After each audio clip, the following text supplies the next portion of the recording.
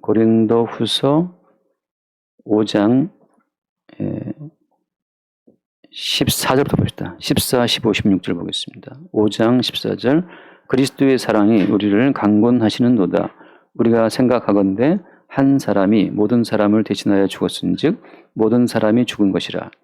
그가 모든 사람을 대신하여 죽으심은 살아있는 자들로 하여금 다시는 그들 자신을 위하여 살지 않고 오직 그들을 대신하여 죽었다가 다시 살아나신 이를 위하여 살게 하려 함이라.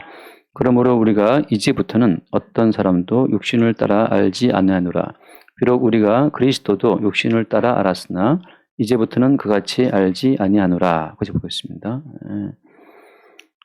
그리스도의 사랑이 우리를 강권한다라고 할 때 사랑은 우리에게 자유를 주는 것이 아니라 어떤 강권한다고 하는 거죠. 여기에서 어떤 우리의 강권을 말하는 게 아니에요. 그리스도의 사랑이 우리를 강권하시는 거죠. 그리스도의 사랑의 강권이라고 하는 것은 우리가 자율적으로 어떤 생명의 자리에 올 수 없다는 사실을 전제합니다. 만약 우리가 우리의 의지나 우리의 어떤 깨우침으로 어떤 진리의 세계에 들어올 수 있었다면 강권하실 필요가 없죠. 니들이 알아서 해 그러면 알아서 올 수 있는데 사실 우리는 죄와 사망의 어떤 권세에 갇힌 자들이기 때문에 우리 힘으로는 주께서 원하시는 어떤 생명의 자리에 올 수가 없어요. 자존심이 센 사람들, 내가 할 수 있어, 내가 알아서 할게, 이런 사람들은 자기의 어떤 가능성을 믿고 있잖아요. 대표적인 사람이 이제 바리새인들인데 우리가 말씀을 읽고 듣고 묵상해서 지킬 수가 있다는 거죠. 우리가 하나님께 갈 수 있다. 이것이 이제 바리새인들의 어떤 사상이잖아요. 옛날에 저 어릴 때 영화 걸어서 하늘까지, 그런 영화였어요. 걸어서 하늘까지. 어마어마한 하늘 아래. 그래서 이제 그 어린 꼬마애가 엄마사 산말인가요? 그런 거 있잖아요. 걸어서 하늘까지. 그게 모든 인간들의 어떤 그 의지를 보여주는 거잖아요. 지금 우리가 땅에 있지만 걸어서 하늘까지. 그 성경대로 말하면 바벨탑이네, 바벨탑. 우리가 쌓아서 하늘에 닿자 이거잖아요. 우리가 우리의 행함과 우리의 의지와 노력으로 하늘에 이를 수 있다. 하나님이 요구하시는 수 이룰 수 있다고 하는 것이 그게 보편적인 인간의 믿음입니다. 근데 사람이 뭘 할 수 있어요, 사람이. 정말 사람이 무능한 존재라는 사실을 살아갈수록 느끼지 않습니까? 근데 이제 정주영 씨 같은 분들은 이제 해봤어 하면서 한단 말이죠. 그분들은 아주 예외적인 경우인데 그분도 왕자의 날은 피하지 못하잖아요. 그러니까 그런 것처럼 모든 사람은 다 어떤 한계 속에 있어요. 그래서 사랑이 강권한다고 하는 것은 우리의 처지가, 우리의 상황이 우리 스스로는 하나님의 세계에 이를 수 없는 어떤 처지이기 때문에, 다시 말하면 죄와 사망의 권세에 붙들려 있고 그 배후에 어둠의 영이 우리를 붙들고 있기 때문에 사랑의 강권하심이 없이는 우리가 빠져나올 수가 없는 거예요. 그런데 어떤 식으로 그러면 그 사랑이 우리를 강권해서 어둠의 세계에서 빛으로 우리를 인도하시느냐? 그죠? 어떤 식으로 그 사랑은 죄와 사망의 세계에서 우리를 끄집어내서 어떤 생명의 세계로 인도하느냐라고 하는 거죠. 그 방식이 어때요? 방법이?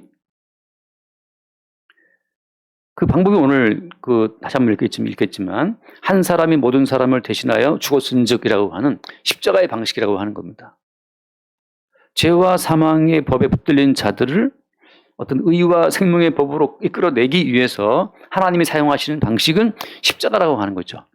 그러니까 이게 참 놀라운 것이, 왜 놀랍냐 하면 모든 구원자들은 자기가 이미 어떤 그 경지에 이르러 있고 그 경지에서 우리를 끄집어 올린다는 말이죠. 이런 내가 경지에 있고 저 밑에 있는 하수들을 따라오라고 이렇게 끌어올리는 방식이지만 십자가라고 하는 것은 친히 주님이 이 땅에 내려와서 주님 자신이 하나님의 심판을 받는 방식이에요. 주님 자신이 죄에 붙들린 자들을 대신해 죽는 방식, 그 방식을 사용함으로써 이것이 모든 원수들이 몰랐던 방식이라고 하는 거죠. 성경에서 말하는 원수는 이제 마귀와 그의 세력을 말하는 건데 그 마귀와 그의 세력은 항상 힘을 강조해요. 힘을. 경건의 힘, 그죠? 기도의 힘. 그리고 항상 그 책들을 막 보면 나오지만 기도의 능력을 체험하라부터 해서 말이죠. 묵상 기도의 힘을 체험하라. 아무튼 그 무언가 능력과 힘을 많이들 따라가는데 성경에서 말하는 방식은 그게 아니고 그냥 죽는 방식이에요. 죽는 방식. 우리에게 있는 어떤 힘과 지혜 자체를 성경 자체는 인정하지 않습니다. 그냥 하나님께서 내리신 형벌을 받고 순순히 죽는 방식, 그 방식으로만이 비로소 우리가 죄에서 벗어나서 사망에서 벗어나 생명에 이를 수 있다고 하는 거죠. 그러니까 살아서 나의 살아있음을 기반으로 해서 하나님 나라에 들어갈 수 있도록 뭔가를 시도한다? 이건 다 이방 종교의 방식입니다. 세상의 방식이죠. 우리가 오늘 교회 나와서 예배하면서 내가 더 예배를 잘 드려서 내가 또 기도를 열심히 해서 하나님이 기뻐하시는 상태에 이르르고 내가 기도를 열심히 해서 나의 어떤 이 비참한 상황을 벗어나야지. 십자가의 방식은 그 비참한 방식에서 그냥 이걸 죽으라고 말씀하시는 건데 근데 우리는 사실 죽을 수 없잖아요. 살려고 발버둥을 치게 돼 있고. 그런데 어떻게 사랑의 강권이라고 하는 것은 아니야. 나와 함께 죽는 그 길만이 이 벗어나는 길이다라고 우리를 끌고 주와 함께 죽는 길로 인도하신다고 하는 거예요. 그러니까 사랑이라고 하는 것은 우리의 살아있음을 계속 이렇게 북돋아주고 격려해 주는 것이 아닙니다. 주님이 말씀하신 사랑은 우리의 살아있음을 더 막 강화시켜줘서 병든 것을 막 고쳐주고 말이죠. 무지한 자를 막 지혜롭게 하고 가난한 자를 막 돈을 막 줘서 부자 되게 하고 그런 방식으로 우리를 이끄시는 것이 아니고 날마다 우리가 하나님 보시기에 심판을 받고 죽어 마땅한 존재라는 사실을 일깨워 주는 식으로 인도한다는 거죠. 그게 사랑이라는 거예요. 사랑. 그게 왜 사랑이냐? 나는 그딴 사랑 필요 없다. 근데 성경에서는 한 번 죽는 건 정해진 것이지만 그다음 뭐가 있습니까? 그다음 둘째 사망이에요. 둘째 사망. 둘째 사망이 지옥인데 사는 건 덧없이 금방 휙 지나가지만 둘째 사망은 영원하잖아요. 주님은 이미 우리를 그 둘째 사망의 해로부터 우리를 끄집어내기 위해서 십자가로 인도하시는 겁니다. 잠깐 말씀 하나 읽어볼게요. 골로새서를 잠깐 합시다. 골로새서 2장 12절 말씀. 골로새 2장 12절. 여러 번 제가 읽는 말씀이죠. 골로새 2장 12절. 너희가 세례로 그리스도와 함께 장사되고 또 죽은 자들 가운데서 그를 일으키신 하나님의 역사를 믿음으로 말미암아 그 안에서 함께 일으키심을 받았느니라. 세례로 그리스도와 함께 장사되고라고 하잖아요. 주님은 계속 우리에게 확인시키는 것이 뭐냐면 너는 이미 나와 함께 죽고 장사가 되었다. 그 사실을 확인을 시키는 거예요. 죽은 자가 이미 장사된 자가 무슨 의지가 있습니까? 내가 뭐 40일 기도를 하겠습니다. 그런 것 좀 하지 말라 이거죠. 왜? 죽은 자에게는 죽은 자의 의지가 없어요. 주께서 끄는 대로 끌려갈 뿐이죠. 그럼 한강에 나가면 한강에 가서 보다 보면 이렇게 그 바지선 알죠? 바지선. 바지 실은 배가 바지선이 아니고 동력이 없어요. 앞에 있는 배가 끌고 가면 끌려가는 그 배. 물건만 싣고 그냥 끌려가는 게 바지선인데 그 자체적인 어떤 동력이 없단 말이죠. 성도는 뭐냐? 성도는 머리이신 그리스도가 이끄신 대로 끌려가는 그 바지선과 같은 거예요. 그냥. 주님이 끌고 가시는 그대로 끌려가는 거죠. 그것이 그리스도와 함께 장사되고라고 하시는 말씀. 우리의 모든 동력 자체가 이미 제거된 상태죠. 우리의 개인적인 의지, 개인적인 능력, 지혜를 주님 다 제거해버리고 선악적 가치라는 그 칩을 아예 빼버린단 말이죠. 무엇이 선이냐, 무엇이 악이냐. 그 선악적 가치의 칩을 딱 제거해버리면 우리는 이제 어떤 그 삶에 대한 그 동력이 다 사라져버려요. 주께서 인도하시는 대로 끌려가는 그 삶, 그 삶을 주께서 우리 가운데 강권적으로 인도하신다고 하는 그 삶으로. 왜? 우리의 살아있다는 그 의식이 항상 우리로 하여금 곁길로 가게 하는 거예요. 왜? 살아있다는 것은 거짓이기 때문에. 하나님 말씀은 선악과를 먹으면 정말 죽으리라. 선악과를 먹으면 죽으리라는 그 말씀처럼 무엇이 선일까 무엇이 악일까를 고민하는 그 사람은 죽은 사람이에요. 그러니까 여러분 생각할 때 어떻게 하면 좋을까 생각하잖아요. 아, 내가 지금 죽었구나. 그 죽음의 증상이 뭐냐? 계속 뭐가 선할지 악할지를 막 판단하려고 하는 거. 이래 하면 좀 유익되지 않을까? 나의 이익을 추구하는 거. 그러니까 선과 악의 조합 속에서 내 위치를 찾아가는 그 모든 것은 죽은 자의 증상이라고 하는 거예요. 그러니까 시체에 솟고 있는 냄새. 하나님 보시기에는 무엇이 냄새냐라고 하면 무엇이 선일까 악일까를 막 찾는 그 자체를 주님께서는 죽은 자의 그 시신 썩는 냄새로 보신다고 하는 거죠. 그건 악한 냄새라고 하는 거예요. 그럼 주님 보시기에 향기로운 냄새는 뭡니까? 향기로운 냄새는? 향기로운 냄새는 자기의 죽었음을 고백하고 시인하는 것. 그 자기의 죽음을 고백하고 시인하는 그 고백이 주님 보시기에 향기로운 냄새가 돼요. 그래서 우리가 뭐 봤다시피 창세기 8장에 나온 말씀처럼 노아가 정결한 짐승의 제물을 번제로 바치는데 하나님께서 어떻게 하십니까? 향기를 허명하시고 심판을 면제하신단 말이죠. 십자가에 죽은 정결한 제물로 죽임당하신 예수 그리스도와 함께 자기의 죽었음을 인정하는 자, 십자가에 죽으신 정결한 제물 되신 예수와 함께 나도 이미 죽었구나라는 그 죽음을 인정하는 고백이 하나님 보시기에는 향기로운 냄새가 된다고 하는 거예요.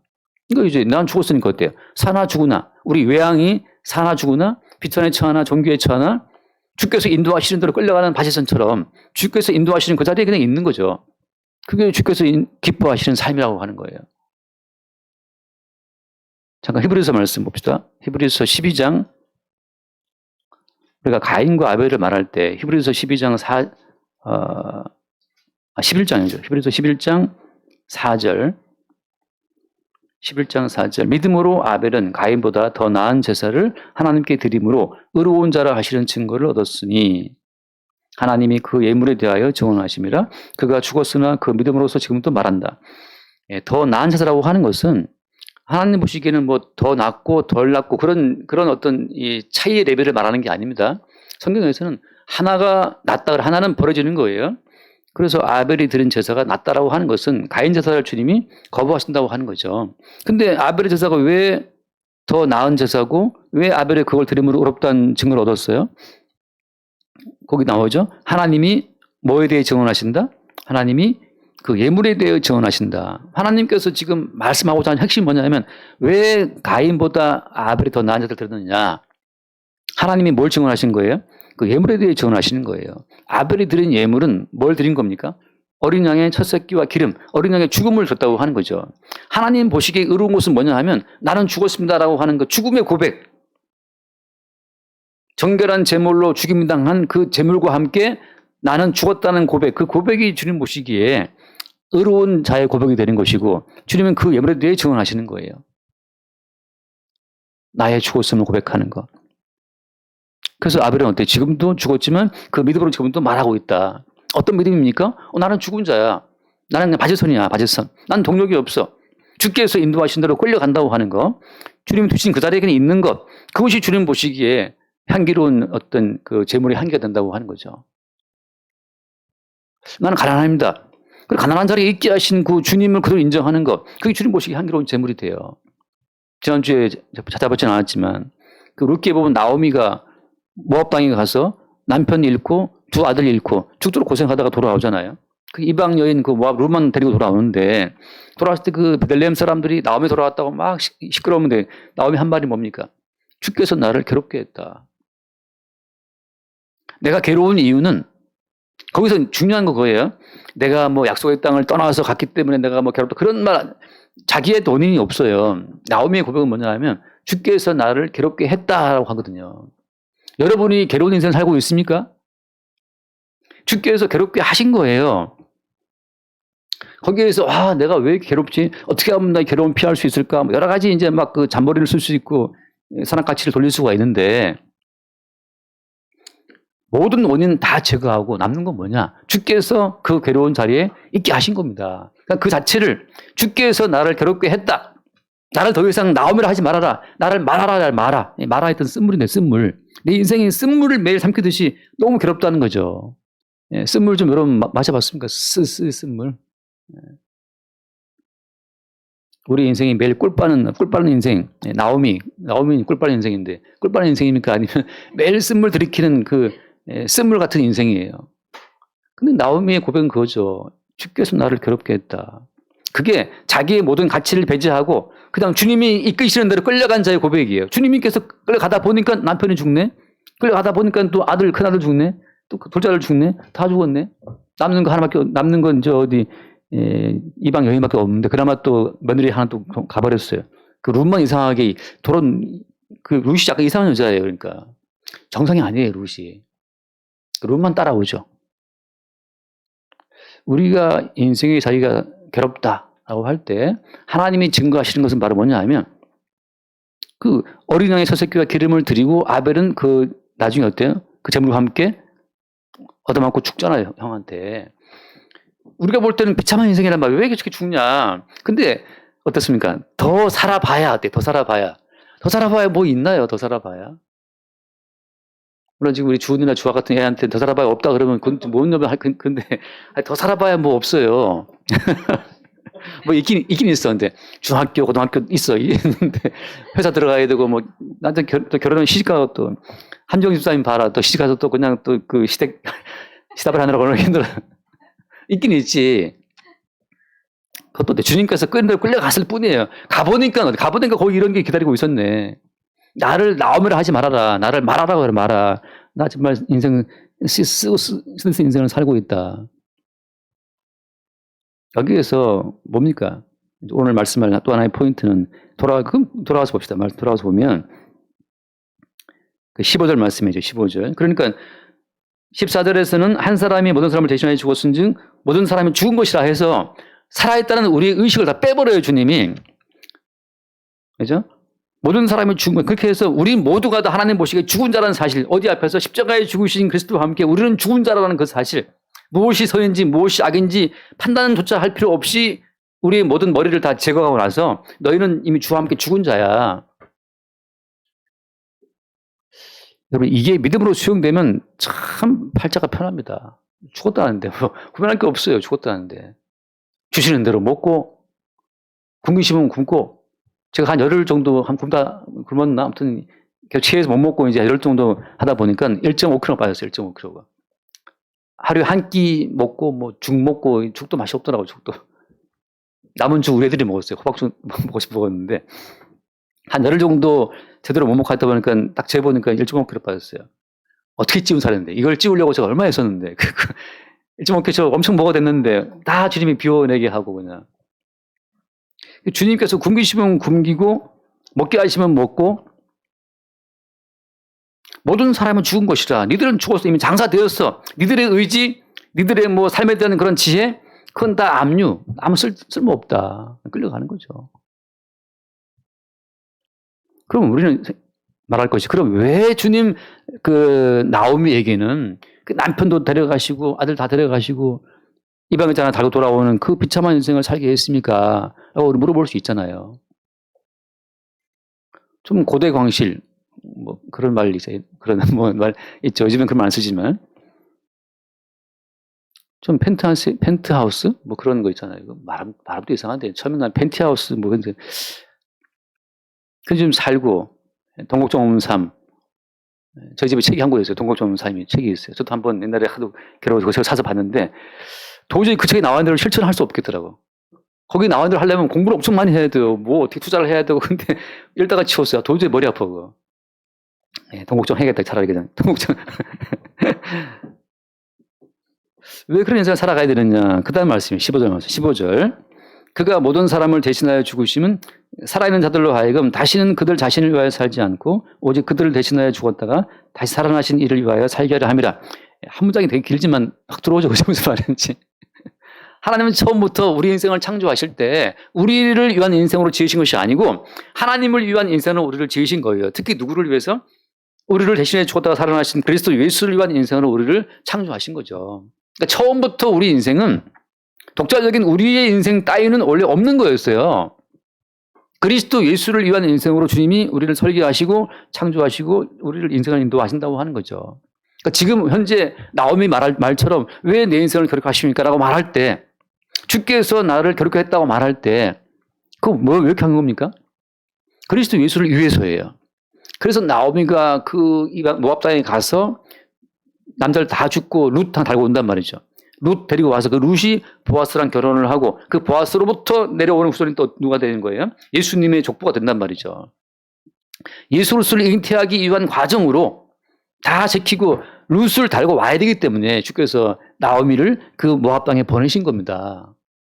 뭘 하기 위해서? 예수 그리스도라고 하는 약속의 자손을 잉태하는 그 족보의 줄기를 이어야 되기 때문에, 한마디로 말하면 그리스도 예수를 낳게 하기 위해서 나오미는 이름과 달리 괴로운 인생을 살았던 거죠.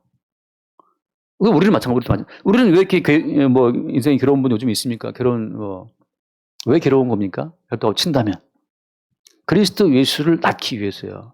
인생 마지막 끝날 때, 우리 이제 인생 다 살고 눈 감을 때, 그때 우리 마지막 고백 속에 그때 우리 마지막 의식 가운데 그리스도 예수만 남는 존재, 그게 주께서 우리를 인도해 가시는 방향이라고 하는 거죠. 뭐 돈 한 100억쯤 벌면 만족스럽겠어요, 인생이? 정종훈 씨가 죽을 때 만족스럽겠습니까? 아니, 그 돈을 가져갈 수가 있냔 말이죠.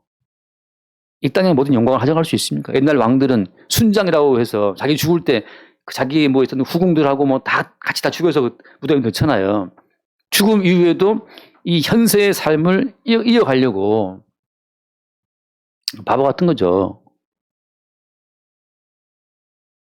인생은 꿈같이 지나간다.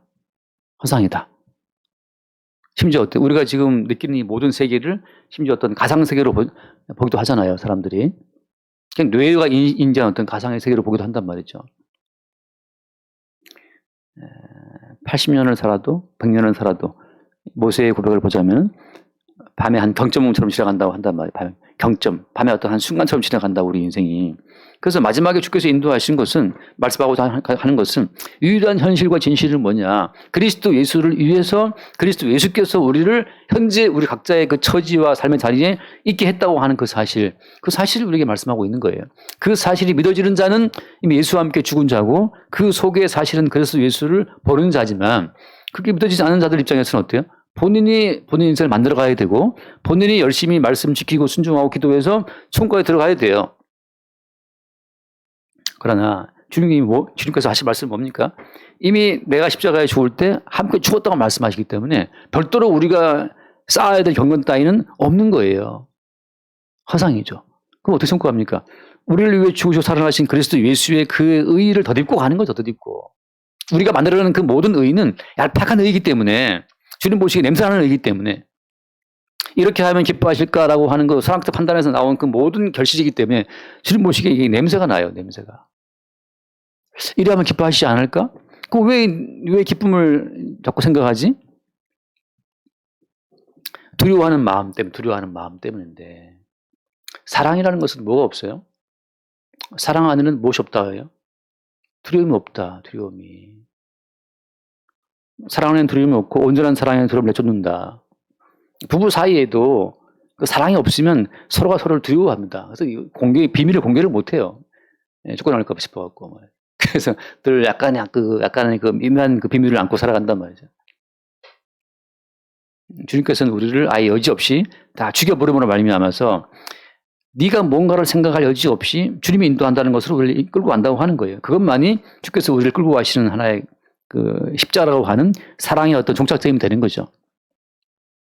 자, 그래서 주님께서 여기서 앞에서 14절에서 모든 사람 대신에 죽었다고 말할 때는 그때 우리의 죽음을 선언하시기 위한 죽음이지만, 그 뒤에 말씀 15절에서 모든 사람을 대신에 죽으심이라고 말할 때는, 자, 살아있는 자들이 이제 우리 인생은 주를 위해 사는 것이네라고 깨우치는 그 사람들을 대신한 죽음인데, 이 죽음이라는 것은 어떻게 다가오는 겁니까? 예수께서 죽으시고 사흘 만에 다시 살아나서 자기의 살아나심을 증거했잖아요. 그럼 예수께서 자기의 부활하심을 모든 인류에게 다 증거했습니까? 예수의 살아나심을 전 인류에게 다 공개했어요? 그렇지 않죠, 그죠? 잠깐 말씀을, 고린도전서 15장 잠깐 봅시다. 고린도전서 15장 3절 말씀, 15장 3절. 내가 받은 것을 먼저 너희에게 전하였노니 이는 성경대로 그리스도께서 우리 죄를 위하여 죽으시고, 4절 장사 질환 받으셨다가 성경대로 사흘 만에 다시 살아나사, 5절 말씀 봅시다. 게바에게 보이시고 후에 12제자에게와 그 후에 500의 형제에게 일시에 보이셨나니 그 중에 지금까지 대다수는 살아있고 어떤 사람은 잠들었으며, 그 후에 야고보에게 보이셨으며 그 후에 모든 사도에게와 마지막 맨 나중에 안삭되지 못하여 난 자 같은 내게도 보이셨느니라. 여기 이렇게 예수님이 살아나셔서 자기의 살아나심을 이렇게 보이셨다고 말하는 사람들을 기록하신 이유는 뭐 때문이에요? 예수님이 자기의 살아나심을 보이시는 그 사람들은 아주 예외적인 사람들이고 전부 다가 아니에요. 주께서 택하신 자들에게만 자기의 살아나심을 보인다고 하는 거죠. 주께서 살아나심을 보이는 자들만 예수의 죽으심이 우리를 위한 죽으심이라는 사실을 믿게 됩니다. 역으로 예수님의 살아나심을, 그러니까 예수님이 자기의 살아나심을 보이지 않은 사람들은 예수의 십자가의 죽으심도 믿지 못해요. 예수가 자기의 살아나심을 보이는 사람들만 거꾸로 그의 살아나심을 통해서 예수의 십자가의 죽으심의 의미를 알고 믿는다고 하는 거죠. 바꿔 말하면 지금은 또 예수 믿는다 하면서 말씀 지키고 기도 열심히 해서 뭐 구제해서 하나님 보시기에 어떤 가치가 있다고 생각하는 사람들은 예수의 살아나심을 제가 볼 때는 못 본 사람들입니다. 예수의 살아나심을 못 본 사람들은 자기의 죽음을 몰라요. 그래서 자기의 살아있음에 근거로 계속 뭔가를 하려고 애를 씁니다. 이거 하면 기뻐하시지 않을까, 저거 하면 기뻐하실까, 이거 하면 뭐 싫어하실까 하면서 말이죠. 하나님께서는 우리가 뭘 하든 신경도 안 써요. 우리가 뭘 하든 거기에 하나님은 신경 쓰지 않습니다. 어떤 분들은 말하기를 뭐 지금 계속 동성애 때문에 지금 우리 뭐 그 총회 그 반기독교 대응 뭐 위원회 그런 위원회 있어요. 그래서 지금 계속 동성애하고 뭐 시위하고 그러는데 지금 큰교 목사님도 1인 시위 하더라고요. 저 국회 앞에 나와서 그 동성애 반대 그런 거 사회 공지 반대 그러는데 지금 이제 남성 여성 말고도 성에 대한 정체성이 여러 가지가 있잖아요. 지금 미국 같은 경우에는. 이것 때문에 또 막 시위하면서 성경적인 창조의 원리는 남녀다 그러는데 여러분 성경에 나와 있는 창조의 원리가 무너진 지는 옛날입니다. 하나님이 남성, 여성 만들었다 말할 때 그것은 타락 이전이에요. 타락 그 다음부터는 이제 남성, 여성이라고 하는 창조의 원리가 다 무너졌기 때문에 지금은 진짜 그들 말만 따나 남성, 여성 포함해서 8개인가 돼요. 그 성을 표시하는 것이. 트랜스젠더를 포함해서. 제가 볼 때는 그게 자연스러워요. 그러니까 타락 이전의 세계에서 주님의 창조 원리는 분명히 있지만 타락한 이후부터는 모든 것이 혼동되기 때문에 남자, 여자, 뭐 어떤 사람들은 뭐 그 날 때부터 남자, 여자 아닌 사람도 있다 그러는데 그럴 수도 있어요. 타락 이전에 한 남자와 한 여자가 나도 결혼 한 번 한다고 하는 그 한 번 원리가 지금 그대로 지금 이루어지고 있습니까? 한정희 수사님과 지금 남편이 한 몸이에요? 남편이 아프고 같이 아픕니까? 아내가 아프고 같이 아파요? 똑같이? 한 몸됨의 원리는 타락 이전, 주님이 만들어 놓으신 그 창조 이전의 세계의 원리고 지금은 다 깨져버렸기 때문에 지금 저 동성애자들이 뭐 말하는 것처럼 남성, 여성 말고 있다. 그것도 가능합니다. 그러니까 자꾸 우리는 그 타락 이전 창조 원리를 갖고 들이밀리게 되면 하나님은 거기에 신경 안 쓴다니까요, 하나님은. 하나님은 지금 모든 인류를 죽음 속에 집어넣고 그 죽음의 세계에 들어오신 예수 그리스도와 함께 예수님이 죽음의 세계에 들어와서 하나님 심판을 받고 살아나실 때 그 예수와 함께 붙어서 살아나는 자, 죽음의 세계에 주님이 들어와서 하나님이 때리는 심판을 주님이 같이 받으신 거예요.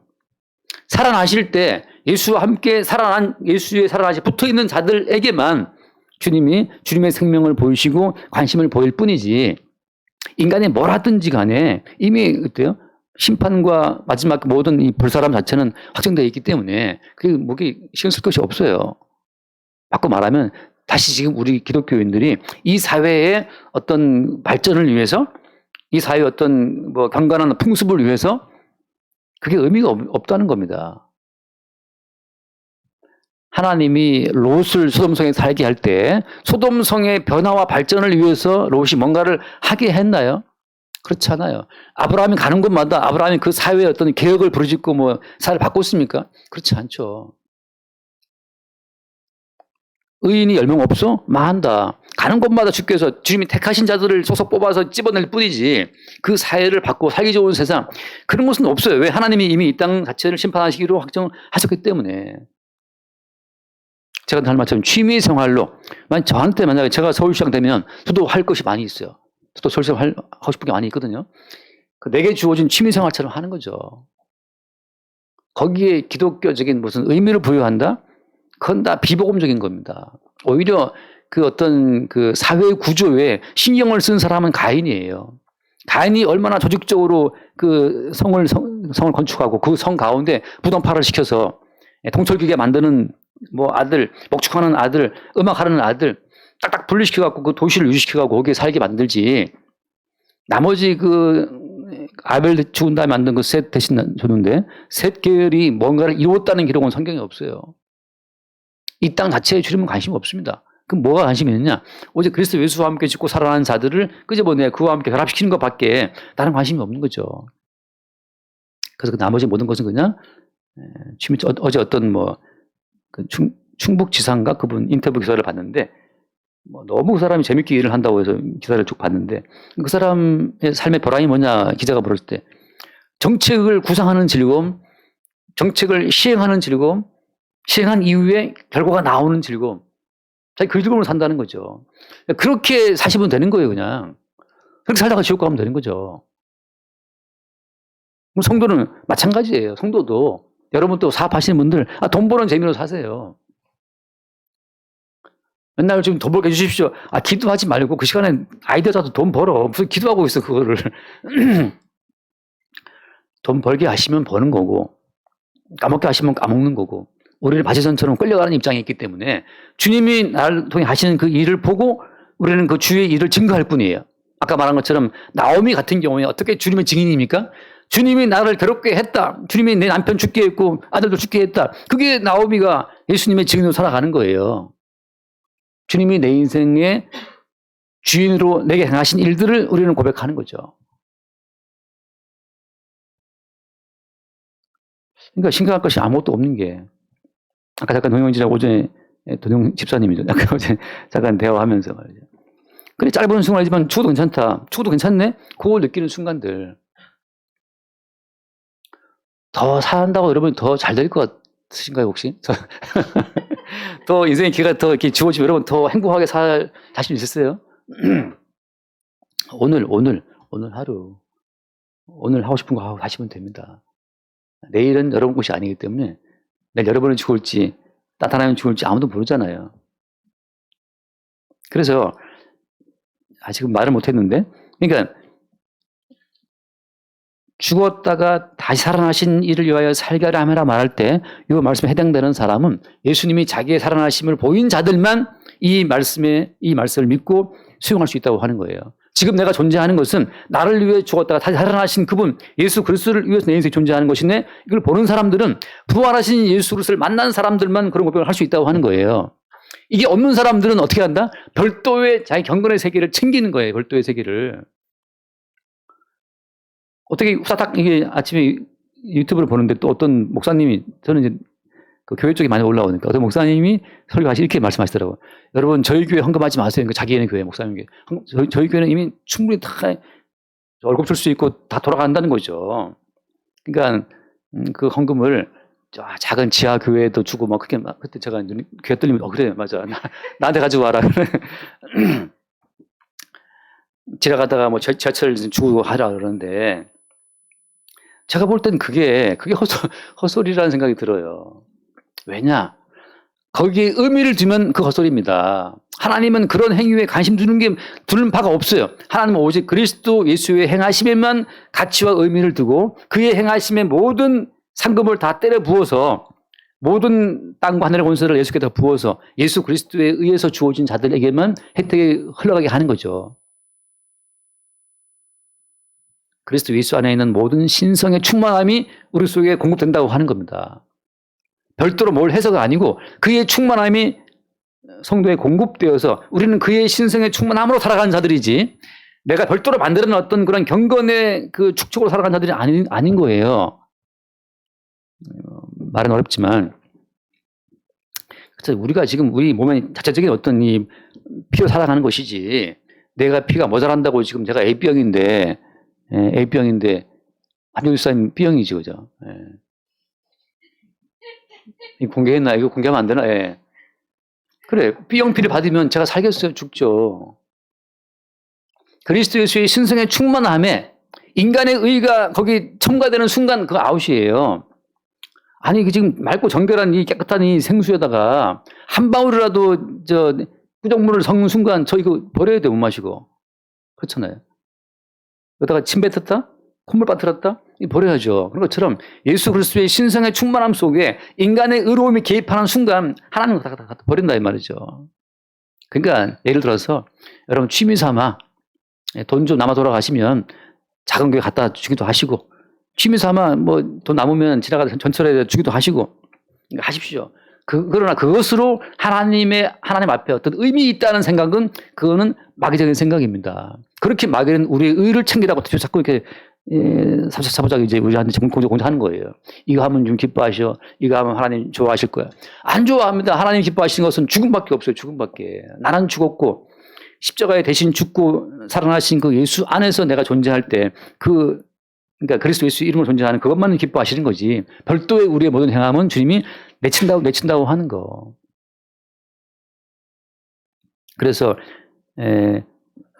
죽고 살아나신 그 예수님의 방문을 받은 자들, 그의 부활하심을 본 자들만이 어떻게 해요? 아까 그 바울의 고백처럼 맨 나중에 내게 보였다.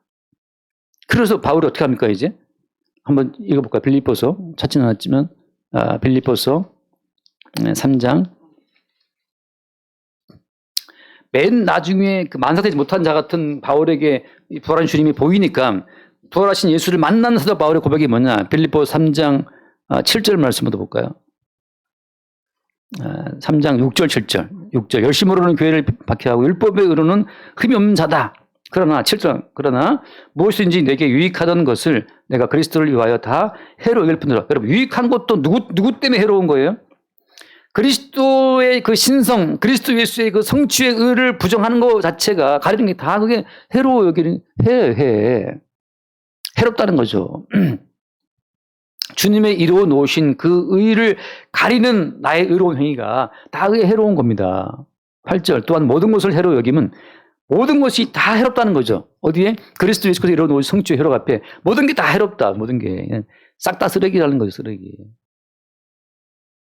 내가 그리스도를 위하여 해로 여기면 내 주 그리스도 예수를 아는 지식이 가장 고상하기 때문이라. 내가 그를 위하여 모든 것을 잃어버리고 배설물로 여김은 그리스도를 얻고 모든 것을 잃어버리고 다 배설물로 나의 의로움, 나의 경건, 나의 권능 뭐 다 잃어버려도 다 배설물처럼 여겨지고 그리스도를 얻고 그 안에서 발견되려 합니다. 내가 가진 의는 율법에서 난 것이 아니고 오직 그리스도를 믿음으로 말미암는 것이다. 믿음으로 하나님께서 난 그 의만 남기고 다 배설물이고 다 쓰레기고 다 해롭다는 거죠. 십자가에 죽고 부활하신 예수 그리스도를 만난 자는 이런 고백이 나오기 때문에 인간의 어떤 행위에 대한 의 자체를 극도로 이건 다 배설물처럼 버린다고 하는 거예요. 그냥 취미처럼 하고 싶은 거 하시고 직장에 있으니까 일하는 거죠. 저도 만약에 회사원을 했으면 뭔가 아이디어를 내서 뭔가 일을 했을 것 같아요. 돈도 벌었을 것 같고. 어떤 분이 목사님 같은 분 정치하면 큰일 나겠다 그러는데 목사니까 이렇게 하지 정치하면 또 정치 사람들은 또 뭔가 할 거란 말이죠. 돈도 벌 거고 말이지. 모든 것이 의미가 없기 때문에.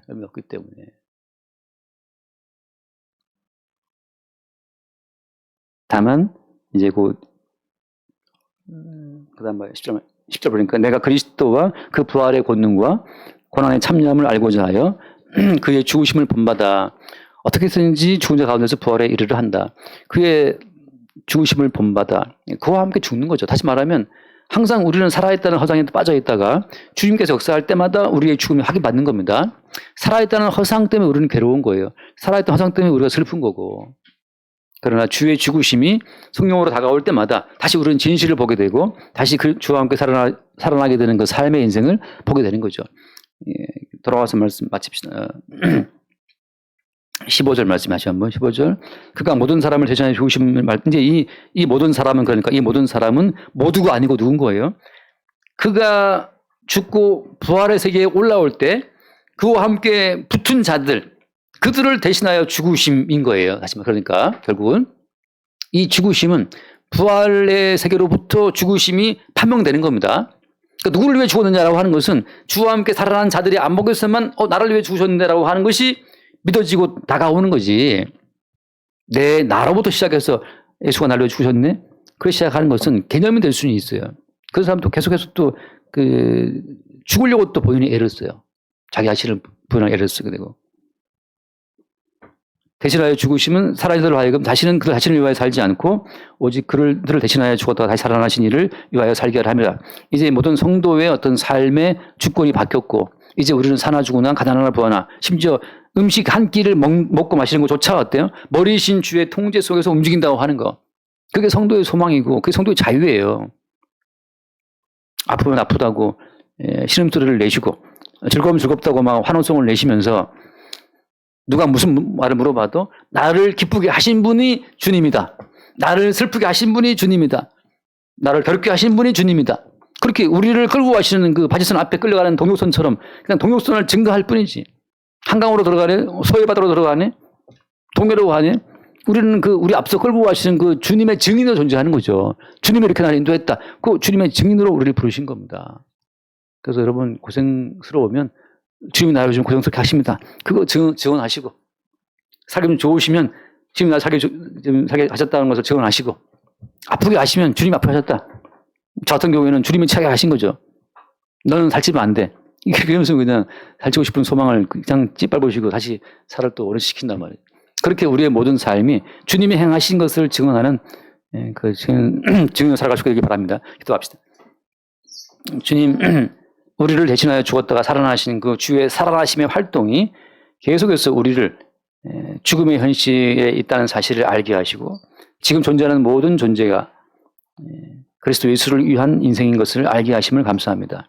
매 순간 우리의 삶이 주와 함께 죽고 또 주와 함께 살아가는 인생인 것을 삶 가운데 깨달을 수 있도록 주의 사랑으로 우리를 인도하여 주옵소서. 우리 주 예수를 기도드립니다. 아멘.